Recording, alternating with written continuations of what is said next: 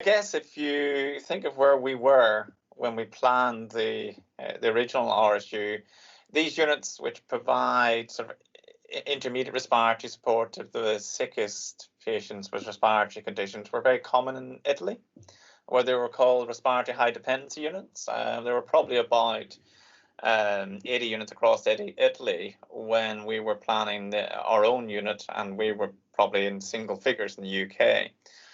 But essentially, it gives you the ability to give non-invasive ventilation. So that's breathing support, a machine that enhances someone's breathing efforts and supports their breathing when they're very unwell outside of critical care. There is sometimes the impression that non-invasive ventilation is a cheap alternative, but actually in many conditions, it's much better. So you don't sedate and paralyze the patient, they're awake. You don't breach their airway defenses by putting a bit of white plastic, an ET tube, where God didn't intend one to be. And therefore, because the patient's more active, they clear their lungs more normally, actually outcomes can be better, particularly in COPD, but in many other conditions. It's a relatively new thing, I would say. There were a handful of units around the country that in existence already. I wrote the first business plan for an RSU in 2007. So the concept itself is actually not that novel per se, but many trusts had not invested the money and resources required to establish a fully fledged unit. And in many hospitals around the UK, these patients were being treated in open respiratory wards, which obviously is not what you'd want during a pandemic. We were fortunate in that we were ahead of the game. Well, so my background is non-invasive ventilation. So I did my PhD in home ventilation and motor neuron disease, and that trial changed worldwide practice. There's a threefold increase, even in Paris, for instance, either side of publishing RCT in the proportion of people with motor neuron disease who were getting a ventilator at home. When it came to the trust, there's already very good data from Mark Elliott in Leeds and his team that acute NIV improves survival in the most severe COPD exacerbations. But in Northumbria Healthcare at that time, there were only 3 ventilators that were specific non-invasive ventilators across the trust, and we were offering support in open respiratory wards. The settings were probably not optimal. So within a year, starting in 2003, we had a robust guideline. We tripled the number of ventilators.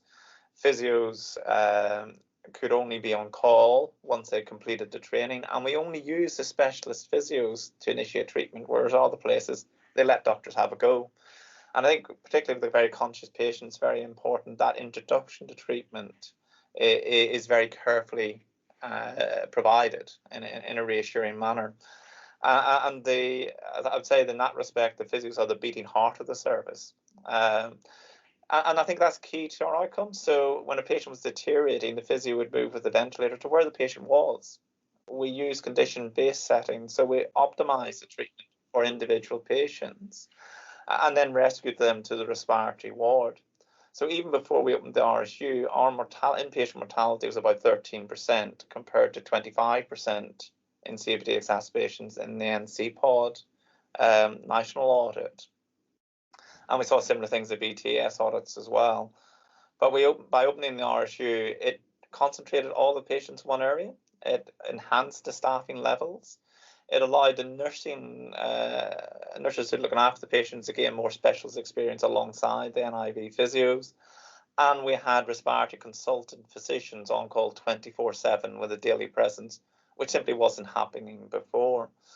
And mortality in COPD dropped from 13 to 9%, but there's an even greater fall if we look over inpatient plus 30 days from 18 to 10%. And in that respect, it's clearly the right thing to do. The advantage we had when the pandemic struck was we changed very, very quickly, adapted what we did. So instead of bringing the ventilator to the patient, we rescued the patient up to the RSU, but we constantly kept the bed free. We protected those beds, and the trust were very supportive in that initiative and made sure that the flow could happen in a swift way and a safe way for patients. And obviously PPE was very new. So I was on one of the very early weekends before we had proper cooling on the unit, and in a waterproof gown and the full PPE mask and everything else. I can tell you it was very unpleasant, but very rapidly we had proper industrial cooling units, which made it a much better environment both for patients and staff working there. And it's not just the non-invasive ventilation. I mentioned we have conservative oxygen target saturations. There's an ingrained belief that more oxygen is good, and when you're sick, you should turn the knob as far as you can round. But actually, in many conditions, that increases the risk of death. And in a way, the national guidelines have not yet been revised to reflect that evidence. But it's often said that the UK is a speedboat compared to the ship of the EU in delivering vaccines. Well, in adapting our practice, we were very much a speedboat within the UK, and we'd already set very conservative oxygen target saturations across a range of conditions, which is exactly what you need in this period of time. And it meant we never even came close to exhausting our capabilities to provide oxygen. But we introduced things like awake proning as well, which is where you turn the patient upside down. So in COVID, the lungs are leaky and the fluid will go to the lowest part. By turning the patient over, it allows parts of the lungs to recruit, to perform better. And we actually do that in advance of giving them acute CPAP therapy. But we also saw lots of blood clots, so we very quickly introduced enhanced thromboprophylaxis. That's additional medication interventions to reduce the risk of blood clots, and again improve outcome in that regard. I think the thing that struck me is everyone working together, and you need all elements. You need the managers to support protecting the beds. You need ED to work in a very fluid way with the respiratory support unit and the rest of the services. I've been very struck by, just the extent to which the nurses and physios on the respiratory support unit, the dedication to the patients. And they were experiencing something very frightening, very new. There was a threat to themselves.